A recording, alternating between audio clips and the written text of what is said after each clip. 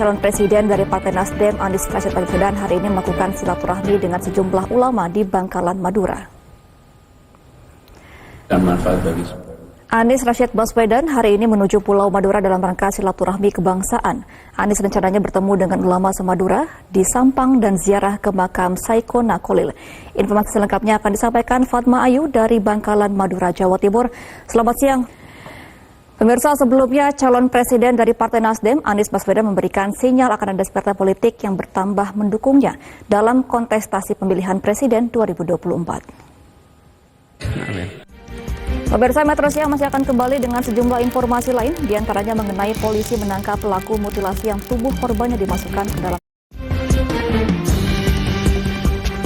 Pemirsa, polisi menangkap pelaku pembunuhan dan mutilasi yang tubuh korbannya dimasukkan ke dalam koper. Kepolisian sempat kesulitan mengusut identitas korban mutilasi yang ditemukan dalam koper di Bogor, Jawa Barat pada Rabu lalu. Diduga motif pembunuhan adalah hubungan asmara sesama jenis. Pemirsa, informasi mengenai penemuan misteri koper akan disampaikan oleh rekan Anggi Hasibuan dalam segmen Cek Fakta atau Fact Check. Silakan. Pemirsa, Anda kembali di Metro Siang. Kita akan masuk ke informasi mengenai wacana pelarangan turis asing mengendarai motor tanpa SIM yang dilontarkan oleh Gubernur Bali mendapat tanggapan dari para pengusaha rental motor di Bali. Mereka khawatir kebijakan ini akan melemahkan pariwisata di Bali. Roda 2 tapi Gubernur Bali Iwayan Koster mewacanakan pelarangan turis asing mengendarai motor di Bali. Benarkah hal ini akan berdampak pada pariwisata di Bali? Dan untuk mengetahui situasi terkini di Jalan Raya Legian Kuta, kami telah terhubung dengan koresponden MGN di Bali, Bagus Putra. Selamat siang. Pemirsa, kita beralih ke informasi lain. Festival Tambun Bungai digelar di Palangkaraya selama 5 hari hingga 19 Maret 2023. Pemerintah Provinsi Kalimantan Tengah mengungkapkan Festival Tambun Bungai merupakan salah satu kunci penting untuk meningkatkan jumlah kunjungan wisatawan domestik maupun mancanegara.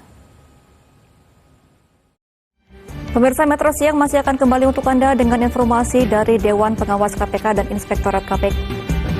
Pemirsa, Anda kembali di Metro Siang. Kita akan masuk ke informasi mengenai heboh tidak hanya pejabat di kementerian yang pamer kemewahan. Kini istri Direktur Penyelidikan KPK, Brigjen Endar Priantoro, ternyata juga pamer kemewahan. Dewan Pengawas dan Inspektorat KPK kini akan meminta klarifikasi dari Brigjen Endar. Pemirsa, KPK menemukan 15 senjata api saat menggeledah rumah pengusaha Dito Mahendra yang diduga terkait kasus TPPU mantan Sekretaris Mahkamah Agung Nur Hadi.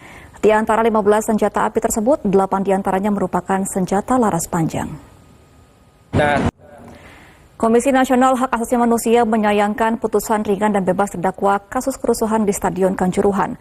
Komnas HAM mendukung adanya upaya hukum lain demi menegakkan keadilan. Wakil Presiden Indonesia Ma'ruf Amin merespon vonis hakim terkait hukuman terdakwa kasus Kanjuruhan. Ia menyampaikan pemerintah tak bisa ikut campur putusan hakim karena kasus Kanjuruhan merupakan kewenangan yudikatif dan pemerintah menghormati proses konstitusional.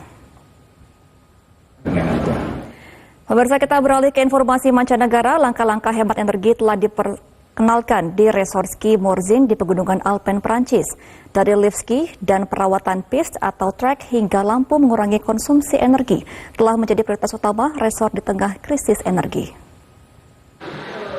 Pemirsa, demikian Metro Siang untuk hari ini. Saya Gemma Tanjung mewakili rekan Reno Rekson dan segenap yang bertugas mengucapkan terima kasih atas kebersamaan Anda. Sampai jumpa.